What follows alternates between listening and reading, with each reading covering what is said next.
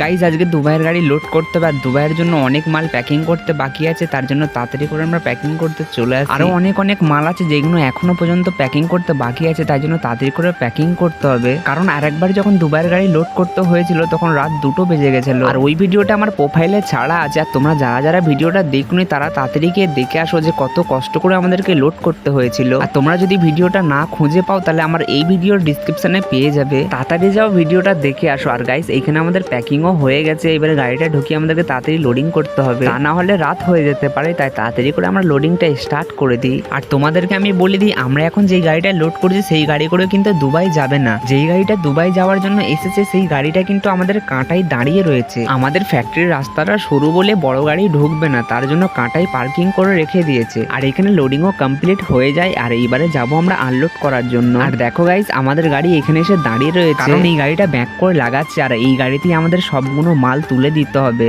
গাড়িটা দেখে বুঝতেই পারছো যে আমাদের লোডিং করতে কটা বাজতে পারে। আর তাড়াতাড়ি করে লোডিং করা স্টার্ট করে দিই। আর এখানে একটা করে লাট কমপ্লিট হচ্ছিল, আর আমাদের লিডার ছবি তুলছিল। আর তোমাদেরকে আমি বলে দিই, আমরা যখনই লাট একটা কমপ্লিট করি তখনই আমাদের লিডার সঙ্গে সঙ্গে ছবি তুলে নেয়, কারণ যেখানে মাল যায় সেইখানে লোক যেন না মিসিং বলতে পারে। তাই জন্য আমাদের লিডার ছবি তুলে প্রুফটা রেখে দেয়, কারণ অনেক ক্ষেত্রে এরকম হয়েছে মাল আমরা পাঠিয়েছি অনেক মালই পাইনি। আর এখানে লোডিং করতে করতে রাত হয়ে গেছে, আর এখন টাইম হচ্ছে রাত 10টা, আর আমাদের লোডিংও কমপ্লিট হয়েই আছে। তো দেখো গাইস এখানে আমাদের লোডিংও কমপ্লিট হয়ে যায়, তাই আমাদের লিডার ফাইনাল ছবি তুলে নিচ্ছিল, এবারে সিল মারবে। আর তোমাদের যদি ভিডিওটা ভালো লাগে একটা লাইক করে দেবে, আর চ্যানেলটাকে সাবস্ক্রাইব করে পাশে থাকবে। আর আজকের মিনি ব্লগটা এইখানেই শেষ করলাম।